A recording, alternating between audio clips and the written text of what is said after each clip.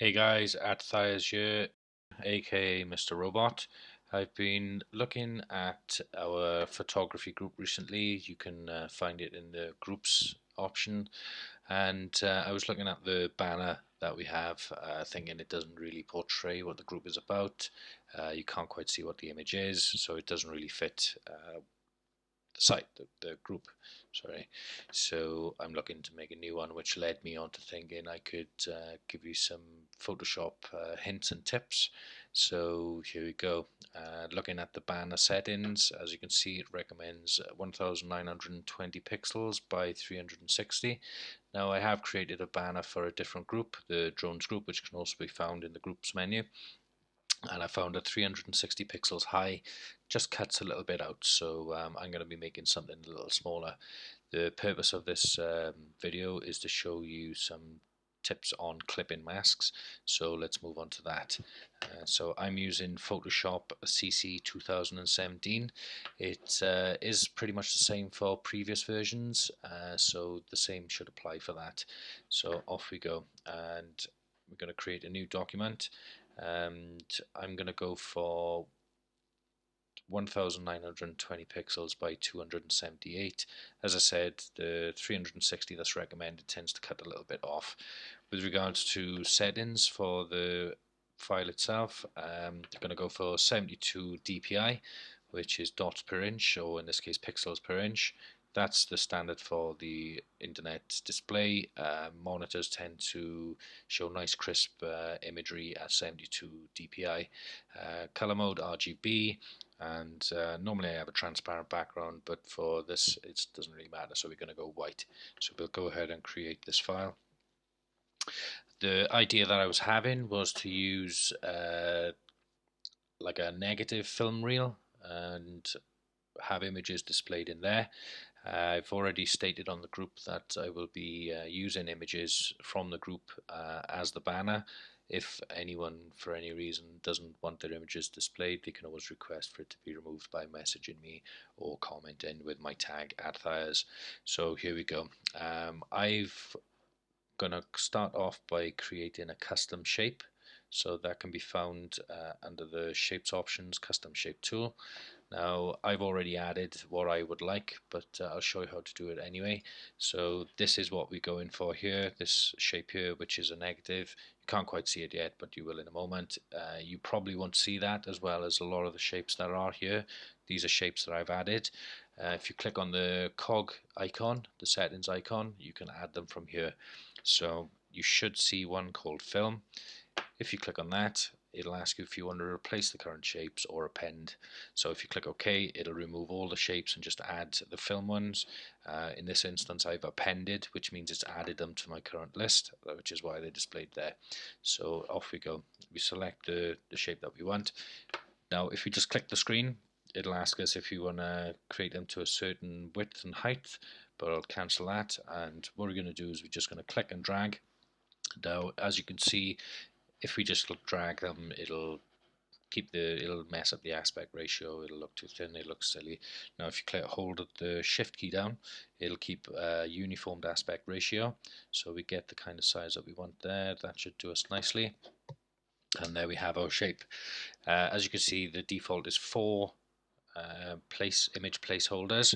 Now I want more than that, so I'm going to duplicate this layer by clicking on our shape 1 layer, dragging it down to the new layer icon, which is this one here, and there you can see it's created a copy of it. Now if you just click that new layer icon, it'll create a new blank layer, but we don't need that. So here we have our copy. If you press the shortcut key V, which will be our move tool, that is also displayed in the top left bar, move tool, and there we go. We can see now that we have our 2 layers, and what we want to do is just move that into position nicely, and this is how I'm going to create extra image holders for our project. There we go. We have our, I think 8 should be good enough. Now as you can see, we have our 2 separate layers. What we want to do is we want to merge these, so you can hold down the control key and click another layer. It'll select all the layers that you want. We only want to merge the 2 shapes, so we select the 2, right click, and we have the option here to merge shapes. That will merge the two layers that are selected. If you merge visible, it'll merge everything that is displayed with the eye icon next to it. So if I was to merge visible, all these three layers would become one. Flatten image would just literally, as it says, flatten the image. Same as selecting all the layers and merging, but for this instance we'll merge the shapes. As you can see now, we have one layer, one shape layer. With a move tool we can see that it's one layer selected. Okay, what I'm going to show you today is the clip-in mask tool. It's quite useful. I'm just going to zoom in so you can see what's going on. Now, your default view may not have these rulers. It may look something like this. Now, the reason I have the rulers on is for this reason. So, shortcut key for this is Command and R. There you go. Command R. They're gone. The menu option for it is View Rulers. There you can see it's got the little shortcut keys there. Same with all of these are shortcut keys, which is the Command on Apple, Control on Windows, R. So we'll put them on. The reason I'm putting this on is to allow us to add guides. Now the guides will automatically snap to the layer that is selected. I'll show you that as an example. We click on the ruler side of it, hold down, it'll draw a line in. Now it's automatically snapping to the layer that's selected, which is our shape layer, which we don't really want other than to get the edges. So we'll get the edges in first. Same from the top, drag them in. If you want to be a little bit more precise with your guides to a set position on the ruler, you can go to View, New Guide, and then you can select where you want it, horizontal, vertically. Now our rulers are set to centimeters, which is why it says centimeters here, but you can replace that for anything. So you can say IN for inches, PX for pixels, and then it'll allow you to add the specific measurement guide. We don't need that, it's just an example. So what I'm going to do here is, I don't want our guide to snap to our shape, so select the background layer, grab a ruler and just drop it in between each of the black lines. Just do that quickly.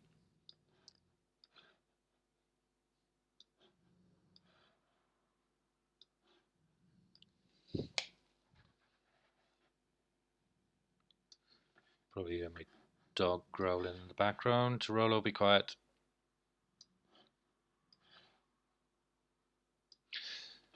And we'll just drop one there. The reason for this will become apparent shortly.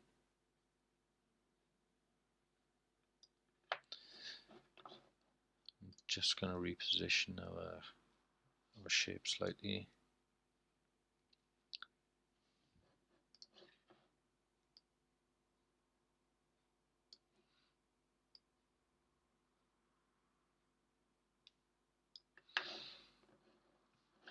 Okay, now we have our guides available. Now what I want to do is I want to drop images inside these squares. The reason I've put these guys here is because I don't want the image to encroach into these white squares here, because I want to keep it nice and clean. Now there's a couple of ways of doing this. As I said earlier, I'm going to be using images from the photography group, and people can ask for these to be removed should they wish. So we're going to go ahead, copy that image back to Photoshop, and we're going to paste it in. Now I'm going to show you two ways of doing this. One, the incredibly laborious and annoying task of trying to cut the images into place. So here's our layer here. Now as you can see, the layer has been pasted in underneath the shape layer. The reason for this is so that the shape overlaps the top of it. Now we're going to get this into position, so Control T on Windows, Command T on Apple to free transform. Now if you were to just drag the image, it'll skew it all over the place. So what we're going to do is we're going to hold down the Shift key and the Alt key. Now this will resize in aspect ratio from the center. If you don't hold the Alt key, it'll do it from the corner that you're grabbing. So I'm going to use the Shift Alt. I'm going to drop it in place and try and get it to fit nicely, and and it's automatically snap into my guides that I've laid in position. If you don't want this to happen, you can go to View, Snap. That'll turn off snap completely, or you can snap to guides, which is what we've added. Layers is individual layers, obviously. Document bounds. With document bounds, it'll snap to the edge, it'll snap to dead center, horizontally or vertically. So for this instance, we wanted to continue to snap to the guide, so we leave that on. And now we've put this into position, and you can either double click to activate the transform, you can click on the tick icon, you can hit enter. So I'm going to double click that. So as you can see now, you've got our image encroaching into these white squares, which I don't really want. Then there's multiple ways of getting rid of this. One way is to use the rectangular marquee tool. With our image layer selected, it's going to snap to the guides. Select the outer edge, press delete, it's gone. Same for the other side, press delete, it's gone. There we go. So to take the guides off, command semicolon, activates, deactivates them. And to get rid of the marching ants, rectangular marquee tool, command D to deselect. So as you can see, that's sitting in there. It's reasonable enough, but you'll see the problem with the next image that I drop in. So I'm going to go for something a little bit oblong, so we'll go for this one. So copy image, back to Photoshop, new. So we paste it underneath our shape layer so that it doesn't overlap it, and we drop it in position. We're going to bring our guides up again by command semicolon, command T to transform. I'm going to hold down the shift key to resize it from the corner. So as you can see what's happening here now, we've got it into position that we want, but we've got this overlap area here underneath on the sides. Again, if you use the marquee rectangular tool, you're going to find yourself going through it, deleting this bit, deleting that bit, deleting that bit, etc., etc. This is can take a lot of time, so we're going to start again. So we're going to get rid of our two layers, drag them down to the dustbin, the layers are gone. Now the reason I put these guides in here is we're going to use the shape tool, go to the rectangle tool, draw a rectangle in between each of the boxes that we've drawn. As you can see, our rectangle is snapping to the guides, so we don't have to be precise with our mouse movements. So we drop them in like so. There we go. Right, so our layers now, so we've got rectangle 1, which is the first one, 2, seg 1, etc., etc. Now this is where the fun comes in. So we go back to our group images. We're gonna select this one, copy it, back to Photoshop, paste it into place, and resize it. As you can see now, the layer is pasted above our first rectangle. So command T or control T to free transform, holding down the shift key to keep the aspect ratio, and then we're going to put it in position. So there we go. Again, we got problems with images overlapping. We double click to confirm that. This is the neat trick. We right click on our image layer, which is the one we just dropped in, and we create a clip-in mask. What this does is it puts a little arrow, and what it's telling us is it's going to use the shape below as a mask to clip our image. So as you can see, if we remove the guides, command semicolon, the square that we drew, the image displayed within that square. Now if we were to move our layer around in there, it can't be displayed outside of that rectangle mask which has been created underneath. So there we go. We'll do the same again. Select our next rectangle layer, which is number 2 in the list. There we go. Grab an image. We'll use a tall image again, just so, or a long image rather, just so you can see what's going on. Accidental mouse click. So we're going to copy that one. Back to Photoshop. Paste it above rectangle 2. put it in position, and I'll show you the magic again. Right click our image layer, create clipping mask, boom, it's gone. But yeah, the image is still there as you can see, but it's now only displaying within the mask that we created. So we Command T to resize it, bring it into place. There we go. Start again, rectangle 3, grab an image.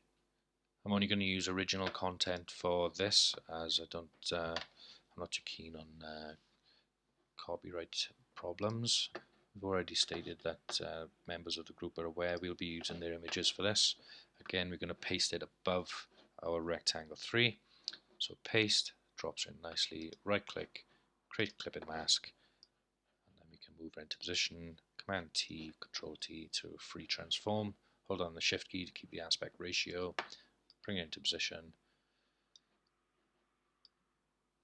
and there we go. Same again, rectangle 4, selected. The reason I'm selecting it is so that when I paste, it'll paste above it. We'll go for this nice hot rod by Jean Francois. Copy the image, paste it in. It's automatically pasting above the layer we selected, rectangle 4. Right click, create clipping mask. Command T to free transform and bring it in nicely there. You can use the arrow keys just to sort of adjust it slightly. Now this makes life a little bit easier. As you can see, there's nice clean images, nothing's encroaching over the edges, nothing's overlapping the other images. So we're just going to continue to go through, selecting some images. As you can see, there's a wide array of images available in their photography group. I will post a link in the description. So we've selected rectangle 5, we're going to paste it, right click our image layer, create clipping mask, Command T, free transform, resize it holding the Shift key to keep the aspect ratio, and there we go. Next one.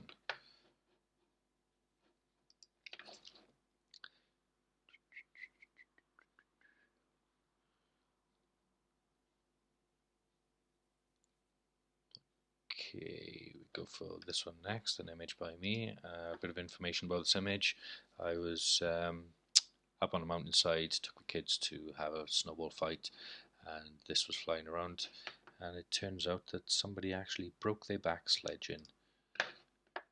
So I suppose that's what happens when you sledge on the slightest bit of snow available. Anyway, so we paste that in above rectangle 6, right click, create clipping mask, Command T to transform, holding on the Shift and the Alt key this time to resize from the center. Drop it into position. There we go. So select our next rectangle, rectangle 7. Find a nice image to go in there. I quite like this bokeh effect. There we go, nice image from Drac Marak. Copy that, back to Photoshop, paste, right click, create clipping mask, free transform, I'll Shift and Alt while dragging from the corner to keep the aspect ratio, and double click to confirm. I think this one could do with resizing because it's not quite in the, there we go. And last but not least, rectangle 8. Pick a nice image. Quite like this one from Jacques Marchal. Photoshop, paste, right click, create clipping mask, free transform, Command T, holding Shift and Alt to resize from the center, drop it into place. There we go. So as you can see, the clipping mask is quite a handy tool. I initially used it for creating collages for large canvases. You can make any shape you want. We can do it with a polygon if you like. I'll just give you an example of that. Move into position, grab another image.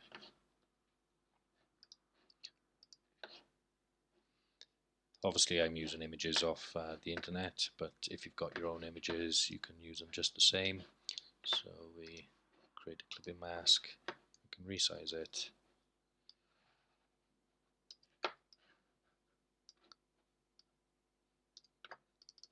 Just like that.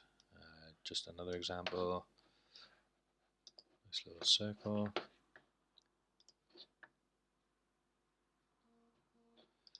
We'll go for this one from Gat to Mad.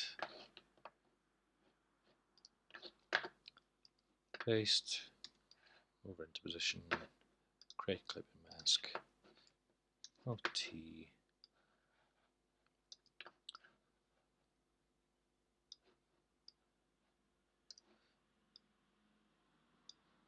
There we have it. So yeah, I used it personally for creating canvases, large format canvases for printing. You can create a template where you have it already set up. Then you just drop your images in, so on and so forth, and away to go. Keep an eye on the photography group for this new banner that I'm creating. Hopefully it'll look quite nice. Feel free to join the photography group, and if you wish to follow me, you can do so by www.minds.com/Thiers. Thank you for your time.